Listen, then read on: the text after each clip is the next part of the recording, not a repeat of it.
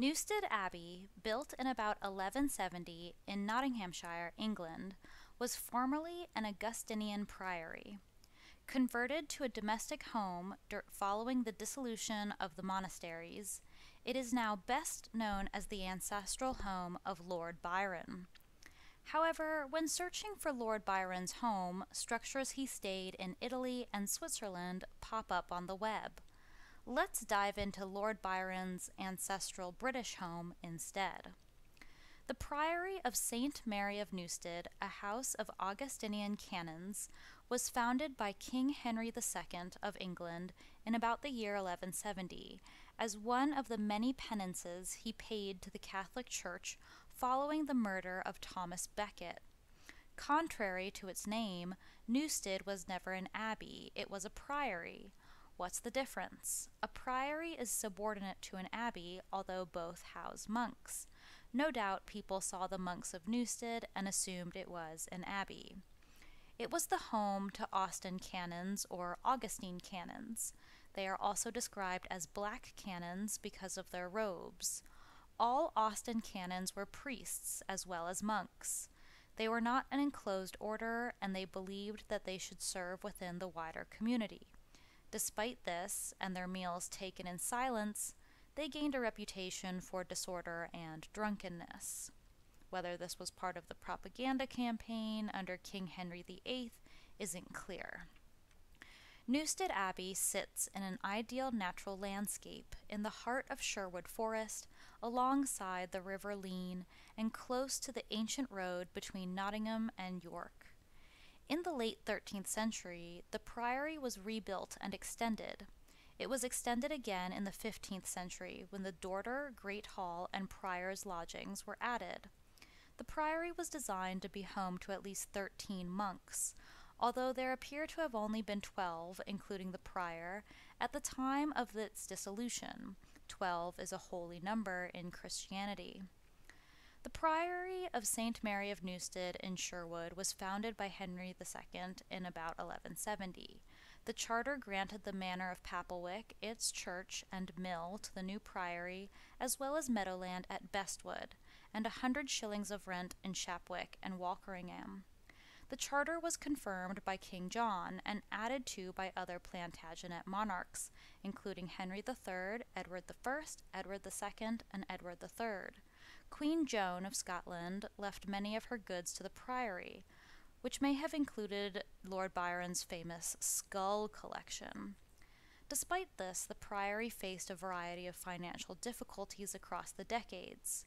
So it was probably just as well that the Austin canons, who had a reputation of being good hosts, entertained Edward I when he was hunting in Sherwood Forest, and also Edward II. The Royal Hunting Lodge at Clipstone isn't that far away, but the relationship between the Plantagenets and the priory protected the canons from the problems of financial constraint. The importance of Sherwood Forest and Robin Hood, Defender of the Weak, to Newstead may have influenced future owner Lord Byron, who fought for Greek independence and was outspoken in favor of the Luddites in the House of Lords.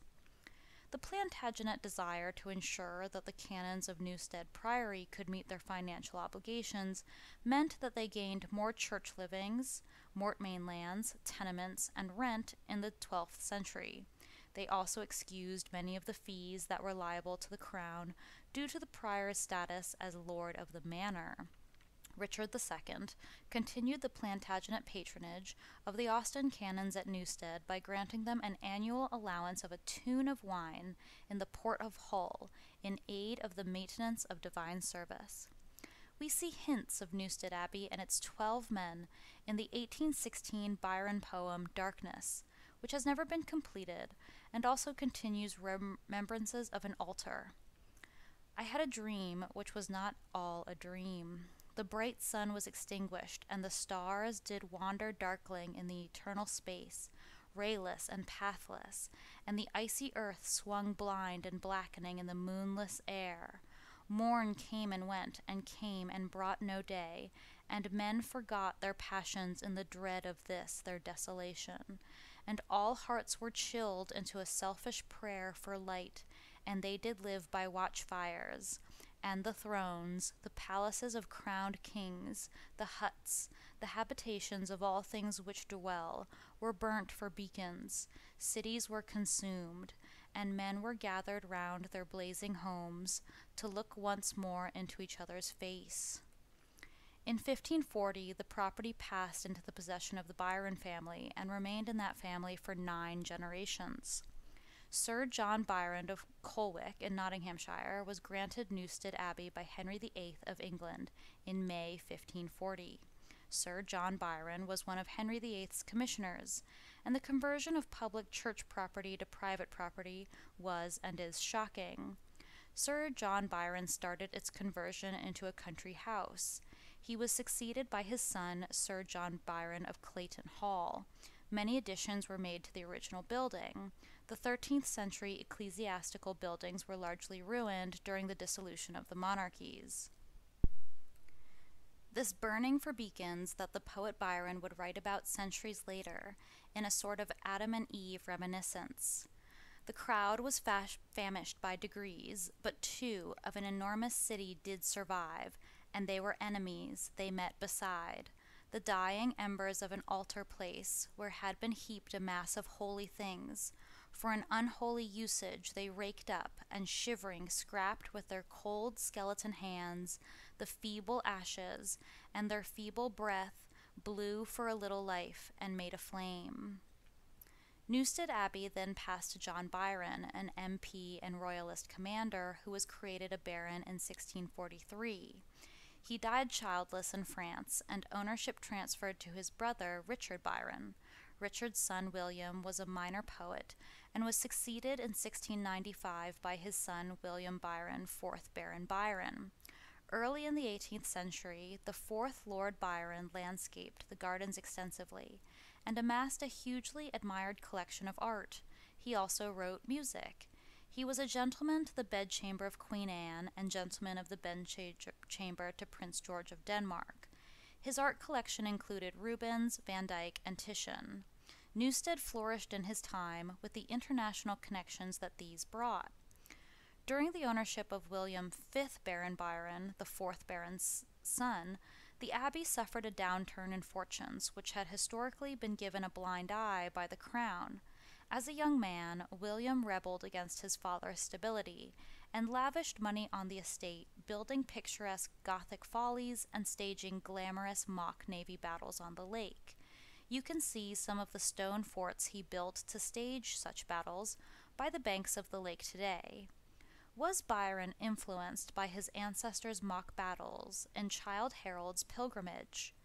10,000 fleets sweep over thee in vain. Man marks the earth with ruin. His control stops with the shore upon the watery plain.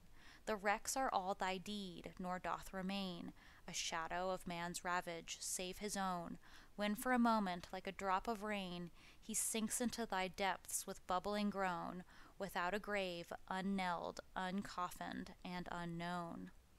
Continuing to take out loans and pursue his pleasures of horse racing, gambling, and going to the theater, the 5th Baron Byron found himself financially reliant on a scheme of marrying off his only surviving son and heir to a wealthy heiress for the money. The plan fell apart when his heir eloped with his cousin, Juliana Byron, daughter of William's brother, John Byron. We see flashes of this in Lord Byron, the poet, who fell for his half-sister and was subsequently exiled from England in 1816. The path of incest in aristocratic European families is an interesting one. The 5th Baron Byron spent his youth in the Navy, following which he led a hugely expensive and excessive social life. He financed a fleet of 6 ships on the upper lake at Newstead Abbey for staging his mock naval battles. This fleet was operated by a full-time crew and fought with live cannon. His life took a downward turn after he killed his cousin William Chaworth in a duel, and was found guilty of manslaughter by his peers. He served no sentence, but his life of excess began to catch up with him. However, that side of the family didn't seem to hold grudges, since Lord Byron fell in love with one of his cousins, also a Chaworth. The 5th Baron Byron was consumed by debt and mental and physical illness. He sold off the entire contents of Newstead, furniture, livestock, and his father's great art collection.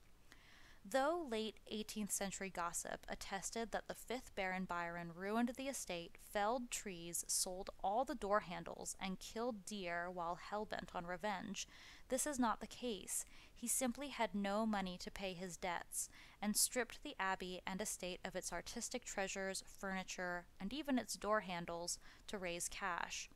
Though he made thousands of pounds in the sale, it was not enough to pay back the loans he had been taking out since his 30s, and there was no hope of restoring the abbey to the glory he had known in his youth. Lord Byron would have been likely aware of his ancestors' failure, and this contributed to the tragic hero, the man who ruined his own destiny for himself, subconsciously or not.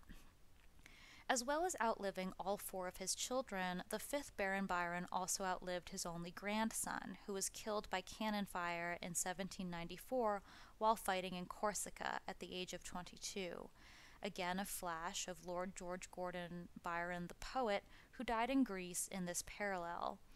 Byron employed a fire master to prepare artillery against the Ottomans, and he took part of the rebel army under his own command despite his lack of military experience in 1824. Before the Greek expedition could sail, he fell ill, and Lord Byron died in April 1824. The fifth Lord Byron died in May 1798 at the age of 75. Later, 19th century myths attest that on his death, the great numbers of crickets he kept at Newstead as pets left the estate in swarms.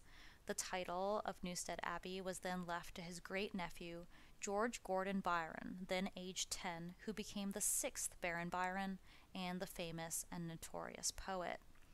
In the 18th century, whilst the monk's fish pond was dredged, a medieval lectern was discovered.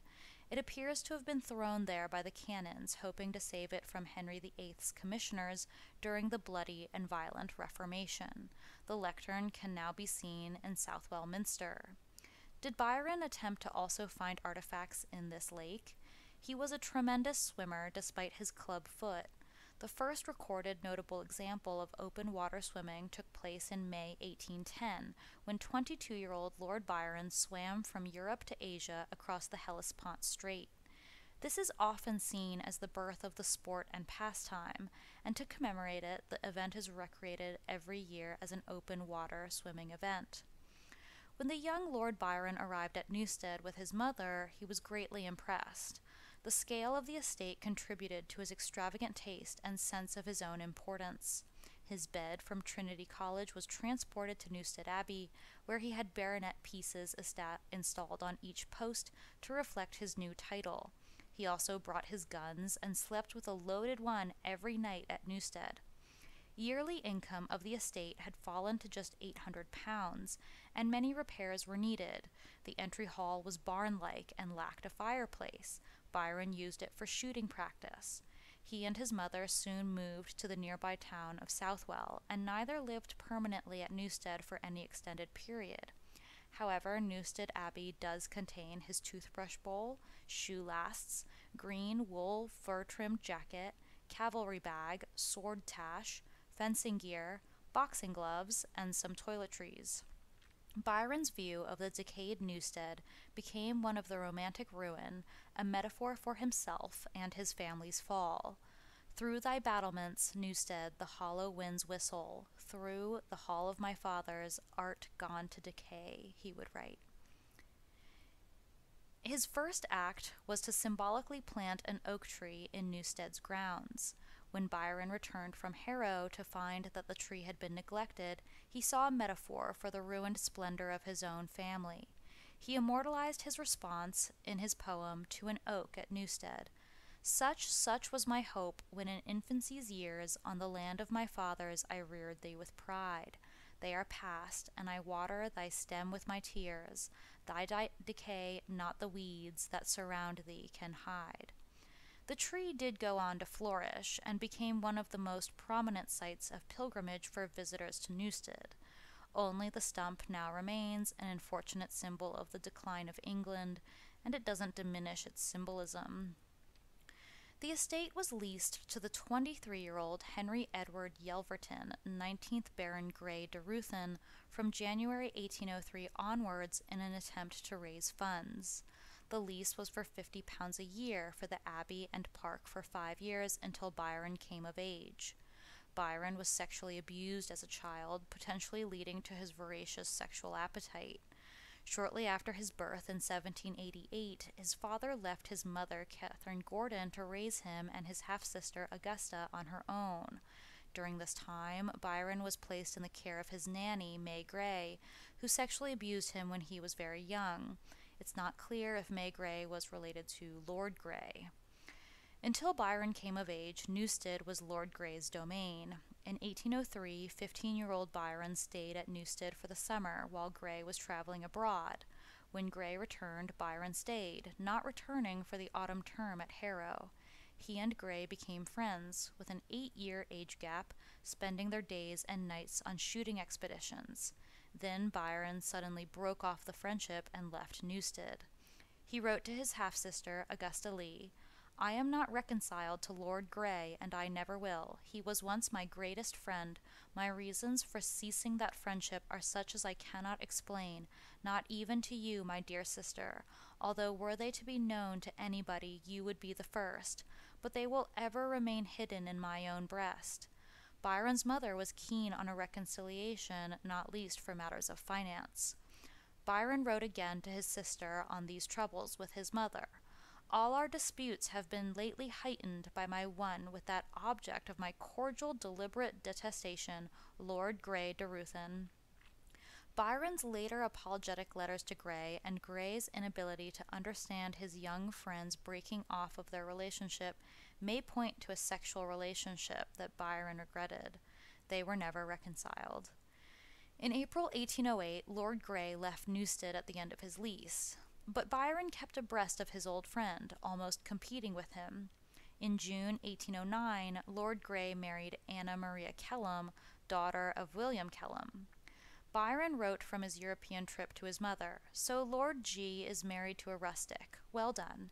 If I wed, I will bring home a sultana, with 6 cities for a dowry, and reconcile you to an Ottoman daughter-in-law, with a bushel of pearls not larger than ostrich eggs or smaller than walnuts." He returned to live at Newstead in 1808 at the age of 20, and began extensive and expensive renovations. His works were mainly decorative rather than structural, so that rain and damp obscured his changes within just a few years. It would be fascinating to see his decorative works by taking wall samples to study paint or wallpaper, which has been done at the Mark Twain House and Mount Vernon of George Washington's. But unfortunately, the British government has chosen instead to build multi-million-pound monuments to Muslims, instead of honoring one of its native sons, in an astounding display of cowardice and weakness. Byron wrote the manuscript poem "In the Dome of My Sires" at Newstead in August 1811, a sort of grounding 2 months after his return from 2 years of traveling across Europe. In this lonely poem, he refers to goblets being cast into the fire, grey floors of stone, and the decay of the race. He had returned to England to a litany of awful news. His school friends Hargraves Hanson and John Wigfield had both died. His former lover, John Edelston, had also been lost to a fever. You can learn more about Byron's heterosexual relationships in the Caroline Lamb videos on this channel. Byron's great love of animals has become an integral part of his legend, and he kept many dogs, hedgehogs, geese, turtles, and a bear at Newstead. Hedgehogs are a unique animal to England and Europe. America doesn't have any, for example.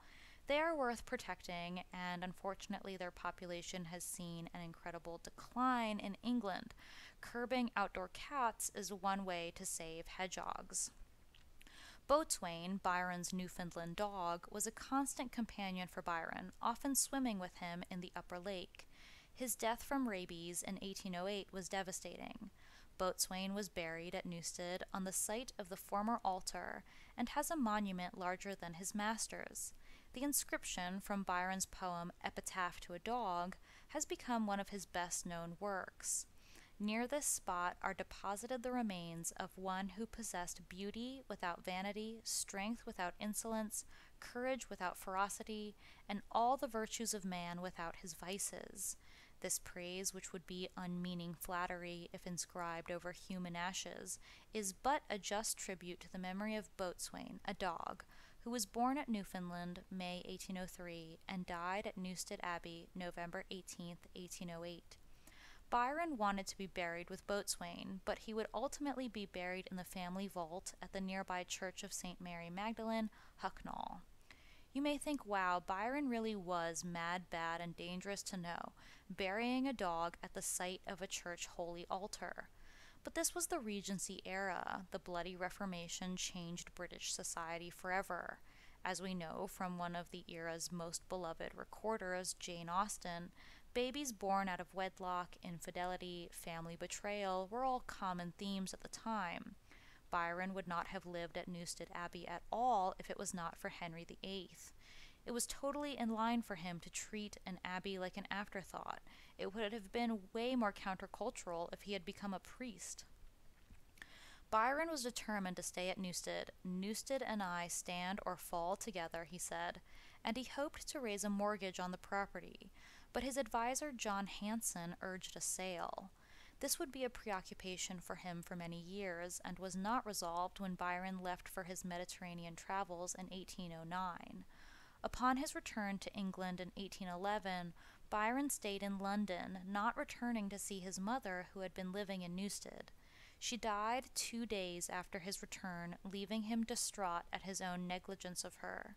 He treated his servants harshly and badly, grieving for his mother.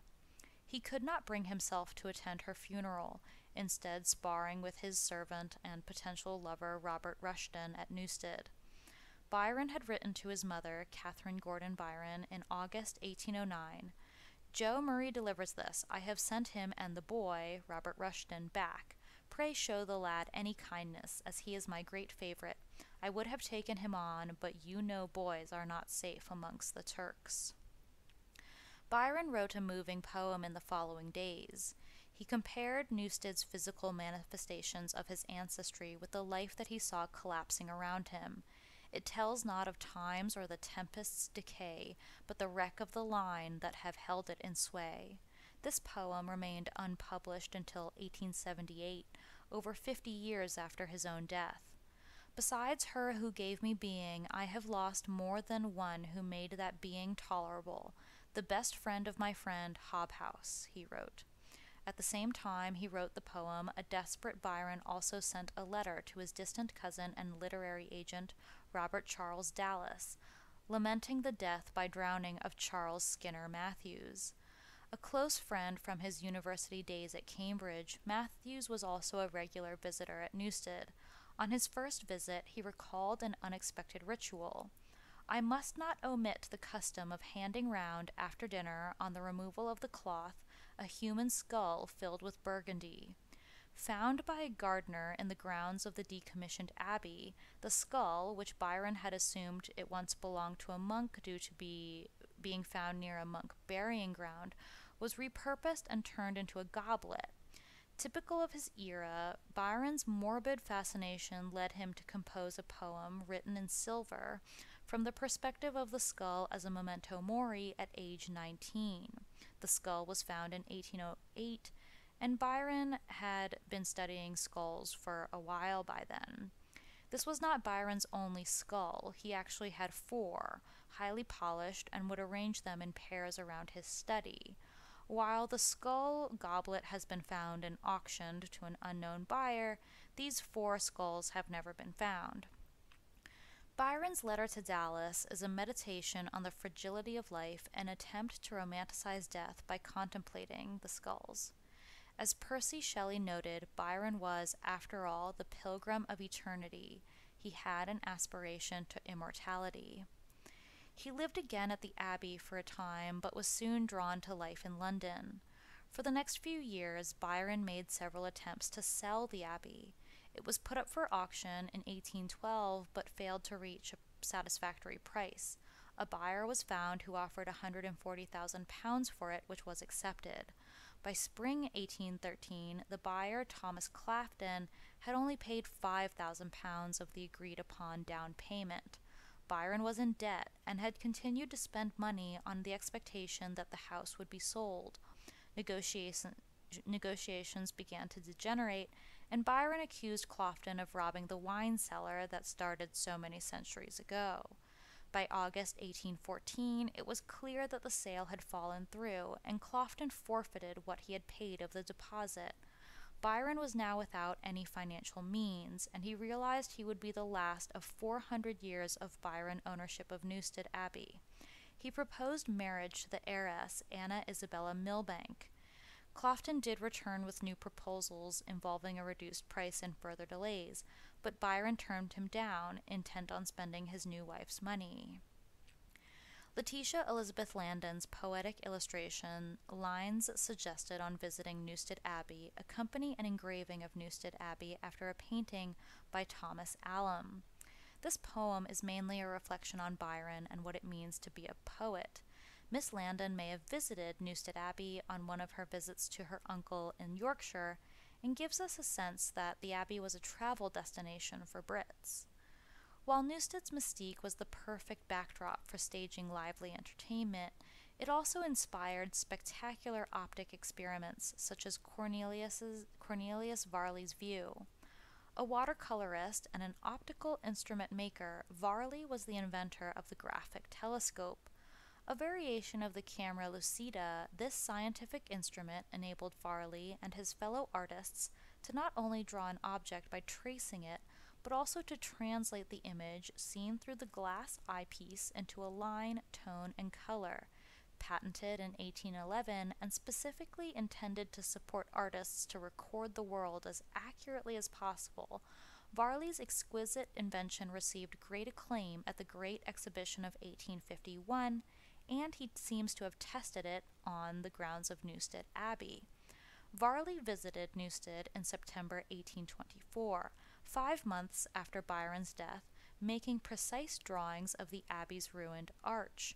His optical device probably enabled him to create a painting that appears to be the visual equivalent to Byron's description of the place from his poem Don Juan. Before the mansion lay a lucid lake, broad as transparent, deep and freshly fed by a river. Varley's painting was exhibited at the Royal Academy Annual Exhibition of 1825. It was the new owner of Newstead Abbey who invited Byron's daughter and great mathematician Ada Lovelace to visit Newstead to embrace her father's legacy. Back in July 1815, Newstead was once again put up for auction, but failed to reach its reserve, brought in at 95,000 guineas. It was only during Byron's exile in Italy in 1818 that a buyer was found. Byron was so mercurial and understood by many to be a decent boxer. Perhaps potential buyers were scared off by his temperament.